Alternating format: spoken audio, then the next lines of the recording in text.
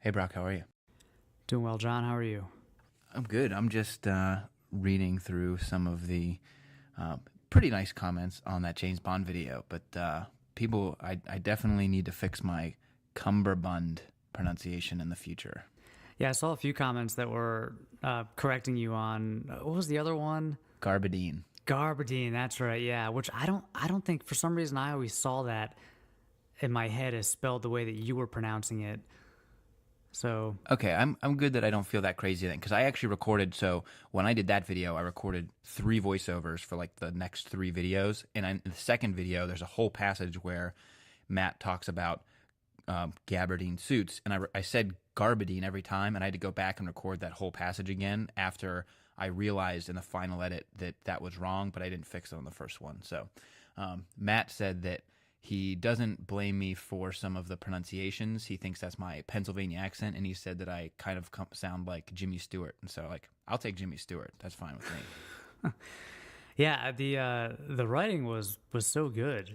I mean, he really knows his stuff. Yeah, he has 800 posts on his site.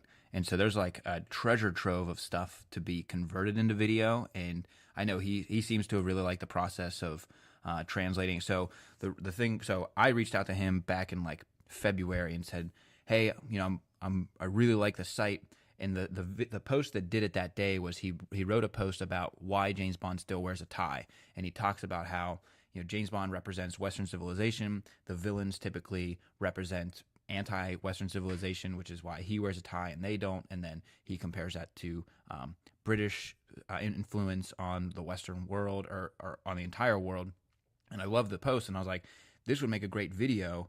And then I even said, like, you can record the voiceover. I'll pull the content together. I can post it on the channel, credit back the site. And it really turned into like, I take his post, I modify the post slightly to make it flow well as a video, and then I pull together all the video clips, and then he just kind of like directs to make sure, because like there's a couple of things where I mentioned a suit, but I mentioned like a Brioni suit, but it was really a Tom Ford suit, and so I had to like change some of the footage around. And so having him as like the subject matter expert is so great because I couldn't write that stuff, but I like compiling the video clips. It's a really great match. Yeah, it does seem like a really good fit because he's like super detail oriented. Obviously knows his stuff, and I don't know. The script was just very easy to digest, even though it was like there was a lot in there, Um, and then you did a good job with the voiceover and obviously getting all those clips together, which that must take. It seems like that must take forever. Yeah, so the third video that we did in the series is it's the seven coolest suits in in the film franchise, and that's the one where like not only did I hit my stride in recording the voiceover and doing the translation, but the post is suits itself perfectly for that type of video, and that one took me about 6 total hours to do. So the script, the voiceover, and then pulling the clips together. The first video was about 13 hours, and then the second video I did those kind of in parallel, and so that one was just about 10 hours or so. And now I've got three more that are like partially done, but it takes, it's about where the Jim Halpert video was. The Jim Halpert video I think took me 18 hours in total. And so I've found now that I can kind of bulk them together so that as I'm looking for clips, I can pull them in for two videos. And so I'm trying to find some of the efficiencies there. But I really like scrubbing through the Bond films now. Like I find it to be like, I'm like, okay, looking for this suit, looking for that suit. And like I find little clips. And so that's one of the more enjoyable series I've worked on. Yeah, that's cool, and it seems like it did well too. That first one. I had high hopes for it, but I had no expectation that it would do as well as it did. I think now, 5 days later, it's sitting at 30,000 views, which is like considerably more than any single video that I've put up, especially in this first phase. Like I've got videos that do well over time, but I had a really good feeling about it. And so I have a really good feeling about the third one. The second in the series is about his socks, and it's a little bit more complex to talk about in video form, especially because I realized during that they don't show Bond socks a lot. And so it's really easy to put a couple of screenshots on a post, but the video was a little bit more challenging. But I think we're going to post on Saturdays for at least the next 4 or 5 weeks. Nice. Yeah, that'd be cool because I think if you watch one of them and there's like another one pops up at the end, either in the suggested or in the end cards, I think that I mean I would definitely want to watch another one, because they're just If you're interested in James Bond, you're probably interested in more. But it is tough with that format of video where it's voiceover B-roll, because you need so much B-roll, or like so many clips to fill that space, because you don't have any like talking head portion of it, you know? Yeah, and it's also a weird mix. Like when like you and I talk about the algorithm a lot, is like I could post 5 of them. I could post one every day in a week, but would that really be the best way to get them out? Should I let them post and then kind of let the viewers catch it and then post one later on? And so the weekly thing I think will work well. But yeah, the B-roll is a big one. In the second one, there's a voiceover passage. I'm so excited about this. I can't remember if I told you about this, but I listened to the podcast James Bonding. It's in the like non-business side of things. It's one of my favorite podcasts, and I've listened to it for like, I don't know, 6 years, however long it's been going on. So he does this like comedic impersonation of Ian Fleming in this like old-timey British accent. And I messaged him and I said, hey, I'm working on this thing with Matt Spazor that suits James Bond. Would you do a voiceover for this passage? And he messaged me back within like an hour with the voiceover. Like impersonation, and that's in that video. Yeah. And like I was so excited to get that. And so I'm really excited to put that one up tomorrow. Or actually, the podcast will come out Wednesday, so it will have been up this past week. Nice. Yeah, I like it. I like the new format. It's cool to see that people are responding to it too. Yeah. So I still have a bunch of stuff. I mean, I'm not straying away. That'll be one of the pillars in my content formats, and so stick with roundups and unboxings. But to have that, I'm working on a hair tutorial for Jim Halpert, and I'm working with Mike I'm not sure, Mike B, who does the cosplay channel. And so I'm working with him on like which products I should use, the blow dryer. I can't remember if I mentioned that last time, but yeah, I'm trying some new stuff. I get a lot of ideas. I've always had a lot of ideas, but now I'm trying to like actually make some of them happen. Very nice. Yeah, and then I saw your other recent video about trousers without belt loops, which I'm a huge fan of. I mean, I don't think I have any. I guess some trousers, but all my suit pants and then most of my odd trousers are all no belt loops, side tabs, and suspender buttons, in case I want to wear those. But yeah, big fan. I think that's the way to go. And so it was cool to see some options for where to buy them. Yeah, and I was surprised because one of the comments too was, can I do a video with under $100? And I really couldn't find any. I mean, the route to go there is like if you get a pair of trousers that fit really well, your tailor can take them off, or like you could pop the seams or something there if they fit well.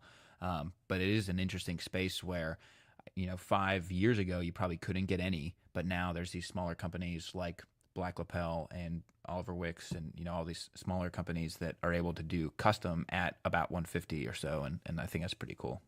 Yeah, I'm kind of surprised that more major brands haven't gone after that, because it seems like, well, it's super functional, but also seems a little bit trendy right now. Maybe it's just more niche, and most men wouldn't even want that. But I feel like once you go no belt, it's hard to go back, because the belt for me now, the belt feels very like bulky and unnecessary, and it feels very casual too.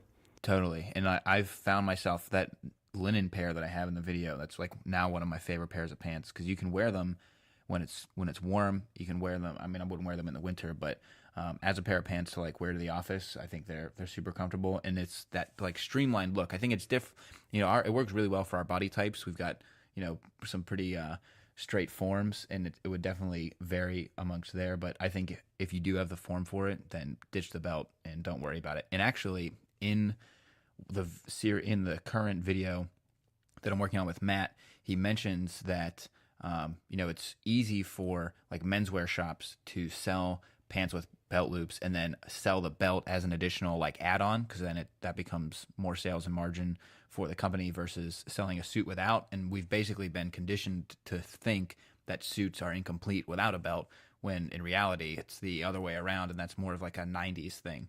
And so I think that's an interesting way to look at it too.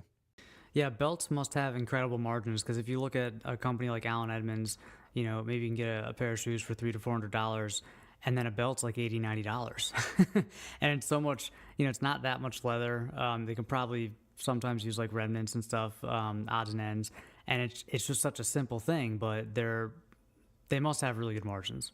Yeah, belts have really good margins as I've learned in the retail space, but there's also a very clear line between like a low quality belt that you wear a few times and then it like wears out where it either clips in or something, but a high quality belt can last you for a long time. So that's one of the things, like if you want to go buy a nice belt, spend the money for the Allen Edmonds one, because if you buy the $20 or $15 one at JCPenney and Macy's, those ones deteriorate really quickly. And I learned that as I've been buying more accessories. Yeah, that is so true. Like any traditional belt with holes, like if it's leather, it's gonna, it's gonna experience a lot of wear and tear, because of the way you take it on and off. And if it's like glued or bonded leather, like it's just gonna fall apart. And that's one of those things where there is a very clear difference between low quality and high quality, but you can't really tell when you just look at them brand new. And I've actually found that. I found a couple incredible belts in thrift stores, like old Coach and like designer brands when they were still really nice, that are just super soft and like no bending or tearing or like popping open, and for just a few dollars. So I feel like it's definitely worth paying more for better leather and construction.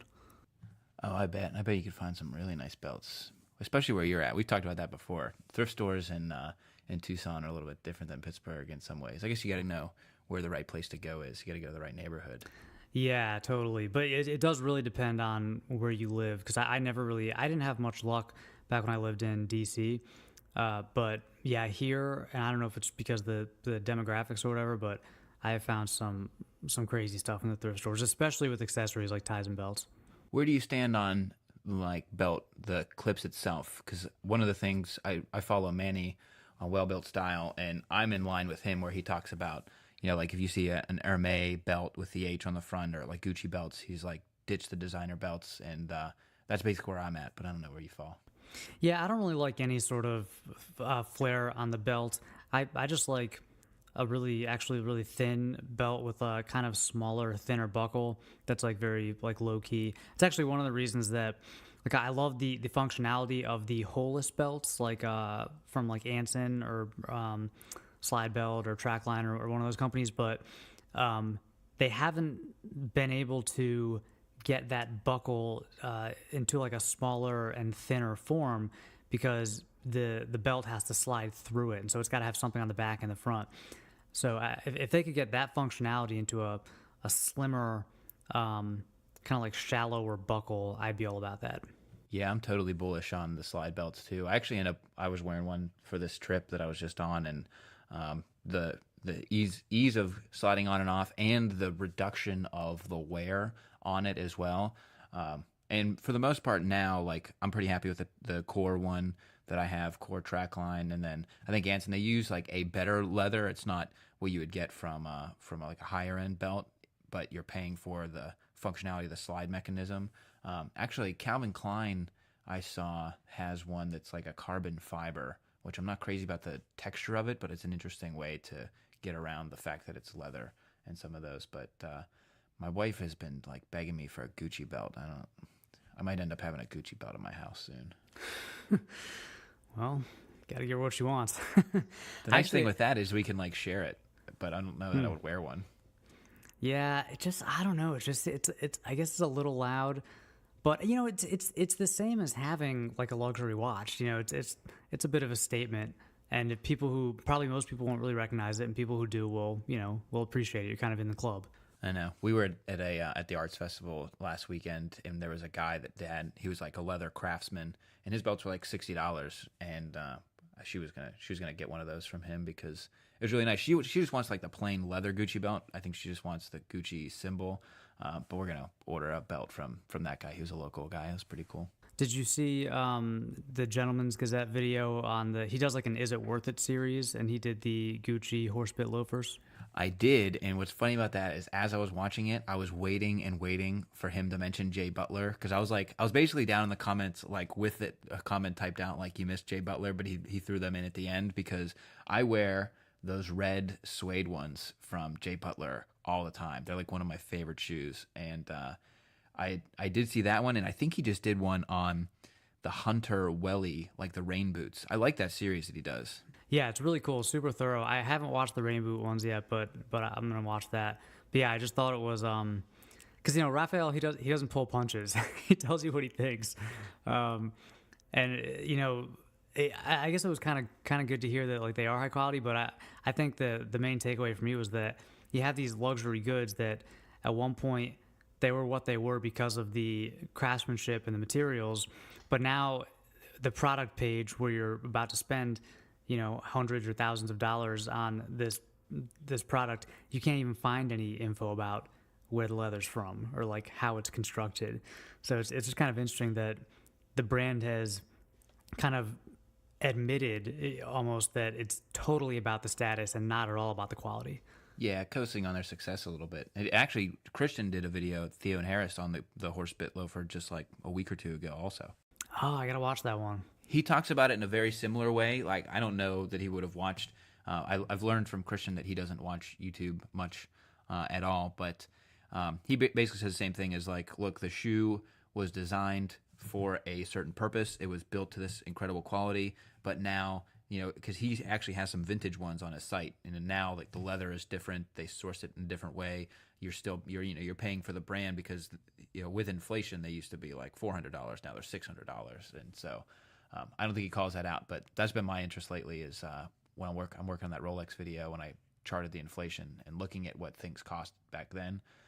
Man, I don't know. I think you pay for quality. I think that's why you have a Rolex and I have an Omega, and you buy a nice camera. I think you get what you pay for in every sense of the word. Even back to belts. Look at that, full circle. There you go. Wow, we don't do that much. I know. I'm so disparate in all the things I'm thinking about. Yeah. Well, so how's the studio coming? I guess it's almost done, right? Yeah. So my uncle, or the contractor that was putting everything together, finished up yesterday. So I've like taken a couple of small things that I can work on that don't take a lot of time, and so the last thing I have to do now to like really finish it is I have to paint the exterior of the first floor. So the whole first floor is cinder block, and I pressure washed it. Now I just got to paint the exterior white, and then I can start to move in downstairs. I actually have to stain the concrete on the first floor too, but very close to being able to clean up upstairs and putting up my new closet system from Brian Sakawa, and it's going to be really nice to have it done. That's awesome. And you've been shooting in there for a while, right? Yeah, I've been up here since like the end of January is when I started to move my stuff over, like January, February.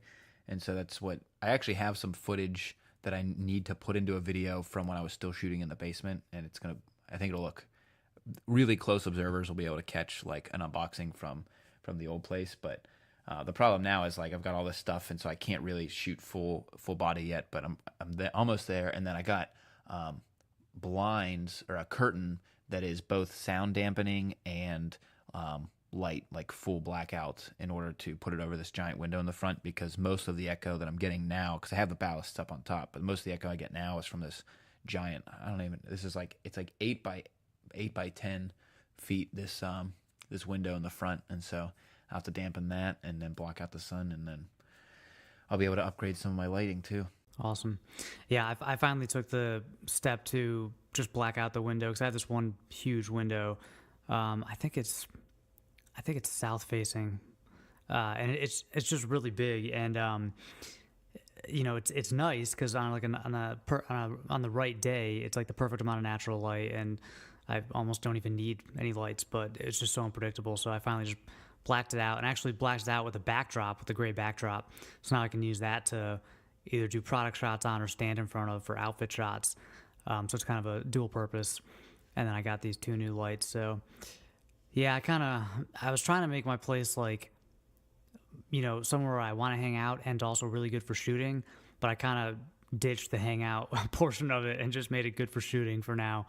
And, at one point I'll move into a bigger space and hopefully have a little lounge area, and then, the more functional shooting area. Yeah, because I think, especially when you were first putting video up, when you moved, you had the couch and you had the rug, and you had like the shrub thing, whatever you want to call it, ficus tree, and it looked really good. But that's what I'm really glad. So initially, I was just going to tear off the roof of this place and just replace the roof, and then I decided to build the second floor. If I would have just stuck with the first floor, it would have been way too I had to be just as crammed as I am now. So I'm glad I've got the upstairs, which is like my home office studio, and then downstairs I'm gonna have a TV, a couch. I can still like shoot a video down there, a little more casual video, just like a talking head stuff, and then I'll have my clothes. And so yeah, it's still only like 600 feet, so it's not like huge, but I could definitely see that I've like if I could have went to a third floor, I would do that. I mean, you can always use more space. Yeah, definitely. I mean, you can do a lot with a little bit of space, but yeah, more is usually better with this sort of thing. I remember watching I don't know if you ever watch the YouTube channel Blue Mon, Joe. The hair guys? Yeah, yeah. Yeah, they're like the YouTube channel, and they have their product line. But they work, and I don't know if this is their only space, but they did like a little behind the scenes thing. They use like a WeWork office or like a WeWork type space, and it's tiny. And they have this backdrop, and a lot of it is about like what kind of lens you're using, and it's crazy how much you can frame up with a very small space. But if you want to do like full body outfit shots, you do need some space. I know I actually bought I bought like a pancake prime lens for my camera when I was down in the basement to try and get a wider angle shot. But that's my next thing is like, I use the same camera that Casey Neistat used for a while, and it just doesn't look nearly as good because he's got those huge lenses, and he's got really nice glass. And so that's probably my next one. But we didn't get to talk about your announcement that you put up. It was really cool to see you talk through that in a way that it kind of summarized. I think it was just a great way to announce your partnership with Peter Manning. Ah, yes. Yeah, thanks. Yeah, I was putting that up. I was like, this is like perfect for clickbait. Like I could like totally just like something I need to tell you ... or like you won't believe this, or like quitting YouTube. I was joking around with my sister about it, but no, I wanted to make it genuine, and but also not too boring because it was kind of a lot of background. But yeah, super exciting to finally get the news out and make it public. I'm glad that everybody for the most part was supportive. I definitely had a couple people that were, I guess, a little concerned, which, fair enough. But yeah, it was awesome, man. It got pretty good reception. And I was up there in New York last week and had my first working trip up there. A lot of fun. It's kind of cool because it's like a lot of the stuff that I'm doing there, like video stuff, it's kind of the same as what I do and what you do on YouTube, but there's a team now. So like instead of me being behind the camera, in front of the camera, there's someone else behind the camera, someone else in front of the camera, and I'm kind of like directing, like picking out the outfits and like, talking through the script and stuff. So it's a whole different way to put together content, and it's actually very enjoyable. I know, it seems that way. And what I liked about it too is, because I think I asked you this, it was almost a year ago. I was like, what do you think the Modest Man looks like in 5 years? And you basically came back to like wanting to do clothing. And so when you got to speak to that in the video, that, if you could have your best laid plans, you would essentially have a clothing line specifically tailored to the Modest Man audience. And that's essentially what Peter Manning is doing. And that's totally true. Like, I think about that a lot. I think what I equate is like, if I were to do a clothing line, it would basically be Vineyard Vines. It would be like nice quality stuff, slightly higher end pricing. I love their styling. They have some subtle stuff in chinos, but like the fact that you were able to partner with Peter Manning and now not only take what they've built, which I know you were a fan of before they ever entertained bringing you on the team, but then also to kind of shape that in a way that is, because the other thing, I'd go all over the place. When we talked to an athletic company, when we're always talking to these like company founders, you had said, these shorts probably won't fit me. I wish I could help him like get better fits. And like, that's just the first thing you think of is like helping the shorter guy and tailoring that sort of stuff. And so the fact that you now get to leverage that, I think is like an incredible asset for Peter Manning. And then that's great for you that you had to build that thing. So I'll just keep saying great things about you. Yeah. Yeah, man, I appreciate it. Well, it's really cool because it's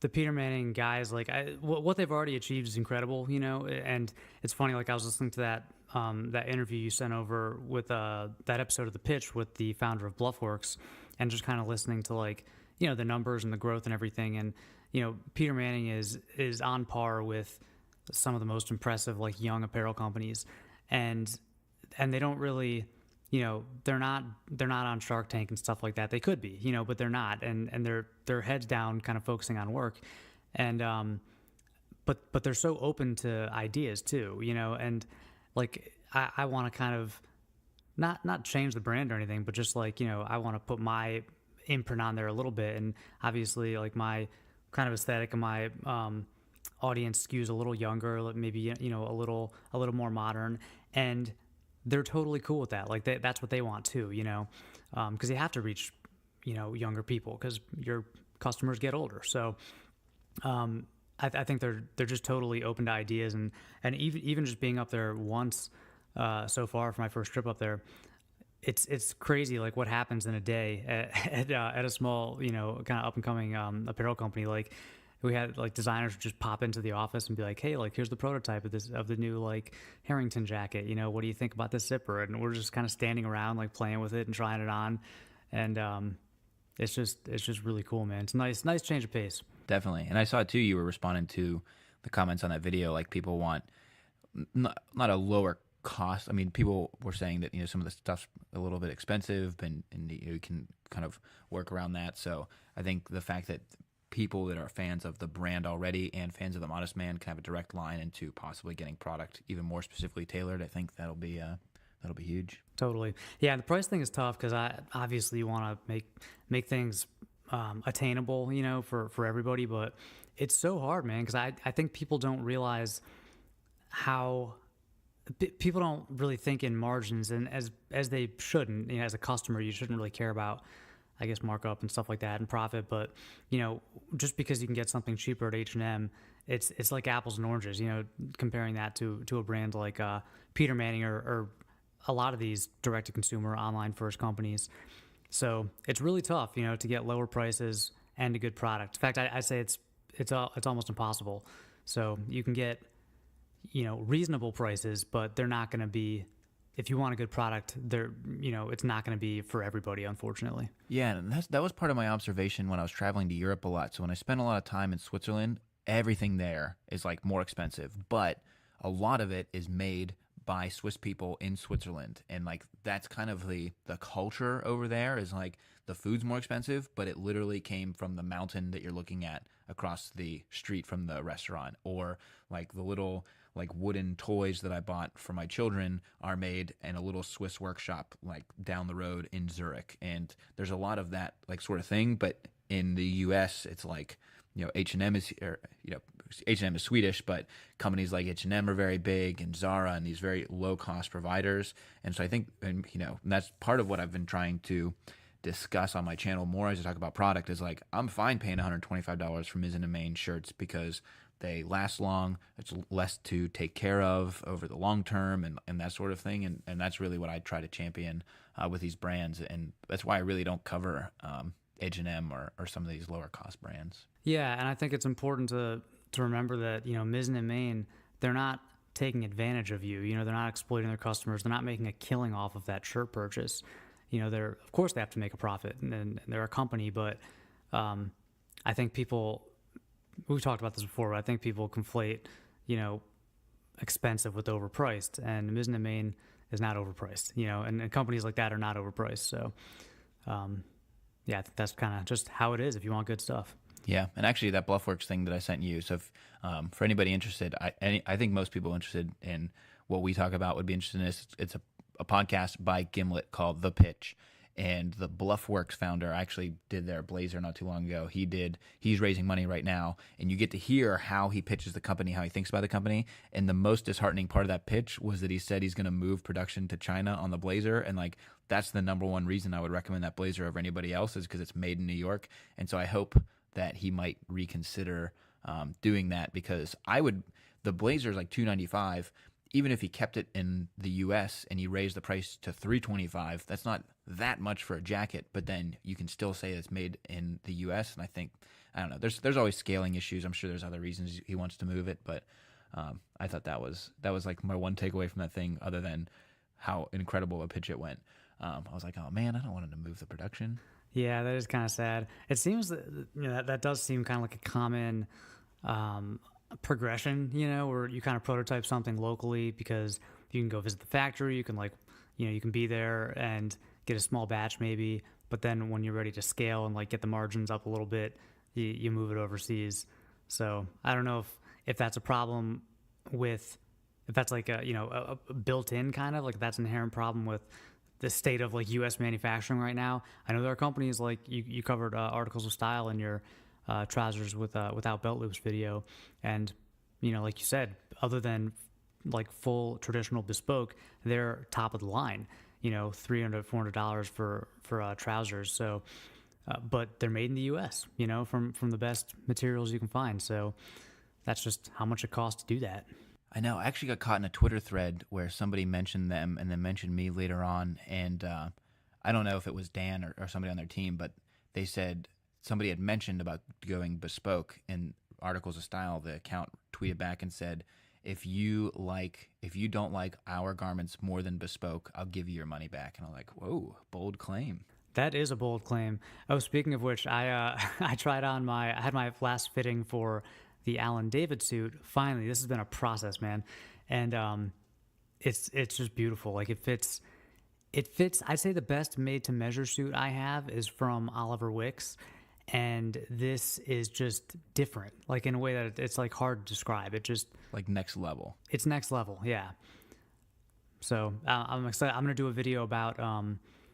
It's kind of like your video actually about comparing the suit brands. So it's going to be like Suit Supply, which is kind of like a very standard off the rack. So Suit Supply with tailoring versus Oliver Wicks versus Bespoke, and just look at the differences. Yeah, because that'll cover you on all the price points, right? Because Suit Supply is like $400 with some tailoring. Oliver Wicks is right about there, a little like 500, a little bit more, and then this I don't even know what a full bespoke suit is. It's like $1,200, $1,800. I have no idea how much the suit costs. They haven't. I know. I gotta ask them because I want to keep that. I want to include the price in the video, but it all depends because they have their. The work involved is the same no matter what fabric you choose. So a lot of it just depends on the fabric. But I mean, it starts at I don't know, like upper 1,000s, maybe lower 2,000s, and then depending on the suit, depending on the fabric you get. And I picked a nice fabric. It can get pretty expensive. So I'm guessing this was probably around 3,000, but I have to ask them. Well, even the Suit Supply like made to measure process, because I did that a little bit when I was doing the shirt. Like those start at $1,000, but you can very easily get into the $2,000 range with Suit Supply made to measure suits, like you're saying, just based on the fabric. And same thing with Articles of Style. I mean, Articles of Style, you're basically starting at about $1,000 for theirs, and then some of their suits go up into the couple $1,000s too. Yeah, and it's interesting too, like what you're kind of paying for with these companies, because if you look at Suit Supply, and from what I understand about them, they do have like a very streamlined supply chain and stuff, but like you're getting a lot of value, I guess, for the price. But they also do have a ton of showrooms, huge staff, huge marketing budget, and when you go in there, it's like a very slick experience. They have like some really expensive real estate. Like with this company, Alan David, it's like the opposite of all these modern brands, like Not Standard and Indochino. Like you go in there, it's like not flashy at all. They don't have a bar. There's no bourbon. It's like on the 7th floor of some like midtown building, and it's just they're clearly putting all their money into the product, not into marketing, not into customer experience. So I'm not saying that's necessarily a good thing, but I think if you really want bang for your buck, that's what I look for in a brand. Yeah, and that's partially why I continue to recommend Oliver Wicks to a lot of guys. Not only because I've had really good experiences with like customers, customer support and everything. I actually have a suit I need to open up right now. I got a linen suit for the summer. I'm like really excited about. But yeah, they don't have stores. They have like when I first ordered from them like 3 years ago, they had like a great web platform, but it hasn't really developed much beyond there. But for them, it's like you're picking the fabric. They got great fabrics from Italy. It's made in Europe. It's made in Bulgaria, and so I think they're one of the better ones out there. But I got to order a new thing from Indochino. I haven't ordered from them in a while. Yeah, my last Indochino suit actually turned out really well. It was surprisingly good, but still not quite as good as my Oliver Wicks. But I think with with any of these brands, like it just takes so long to dial it in, and I've spent more time dialing in my profile with Oliver Wicks, and I think maybe their house cut, kind of their baseline fits my build better, but yeah, they're good stuff, and it's been cool to watch them grow over the years. I can't remember if I've talked about it on here, but the Oliver Wicks has the Bond tux, the white dinner jacket with the black tuxedo pants. I've had my eye on that for like forever, and I'm so close to pulling the trigger, but I just don't want to get it without having something to wear it to. I need to get invited to some galas or something. MC. I know, man. I thought you're like a jet setter, man. Don't you have any black tie events to go to? No, it's all these retailers that wear flip flops and cargo shorts. It's like, jeez. But I don't know. I'm excited. I'll have a cool announcement on the podcast in August for something I'm working on too. But can't get into too much of it there. But I just had a pretty hectic week between St. Louis, San Francisco, and New York, and so I'll actually be in Boston and New York next week. And so I know we're gonna try and line up one of the times you're out in New York, and I can get out there so we can do a little bit of a meetup with the Article of Style guys. I think we talked about that last time, and so that's still in the works. But that I don't know. It'll be July. It'll probably be August at this point. Cool. Yeah, I'll definitely be there in. I don't even know. I'll probably do like late August, and then sometime in early July. But yeah, we'll do it for my birthday then. When's your birthday? August 26th. August 26th. Cool. Yeah. I think that's a weekend. I can't remember. That is, yeah. That's a Sunday. What are you going to be, 26, 27? I don't want to talk about it. No, I think I'm going to be turning 27, yeah. 27, okay, nice. You got your whole life ahead of you. I know. Now that I got 2 kids, everybody can guess my age really well because, not as much as a wonderkind as I used to be, but we'll see. Wow, I started my channel when I was like 23. Oh. Getting old, man. Telling me. I'm going to have to start saying mid-30s soon. Oh, yeah, that's true. I'm late 20s, mid-30s. Wow. And then Christian, 23 years old, I think. God, that guy. Yeah. Hey, it's a good time to be young. The Zuckerbergs are helping us out. Young guys running big companies. That's true. Yeah, it's a lot is possible. I feel like you can do more in a shorter amount of time now because the internet just offers so much leverage. I know. I think about that all the time. Is like if my dad ever wanted to like stay home with me and spend more time with the family, like he couldn't. He had to go work his big job. But like now you can do so much on the internet, and that's what I'm looking to leverage. So thanks everybody for tuning in to the Button Up Podcast for our June update. We have some great guests coming up in the queue. We have, when we interviewed Hugo, Eric Tomeo, I think he had like 18,000 subscribers. By the time that interview goes up, he's going to be at like 40 or 50 based on his growth rate. So we had an interview coming up with him pretty soon and some other cool guests. So thanks for tuning in. And Brock, I'll catch up with you pretty soon and talk to you for our July update. Sounds good. Talk to you later. See ya. Thank you for listening to the Buttoned Up Podcast, a collaboration between John Shanahan of The Cavalier and Brock McGough of Modest Man, and we will see you next week.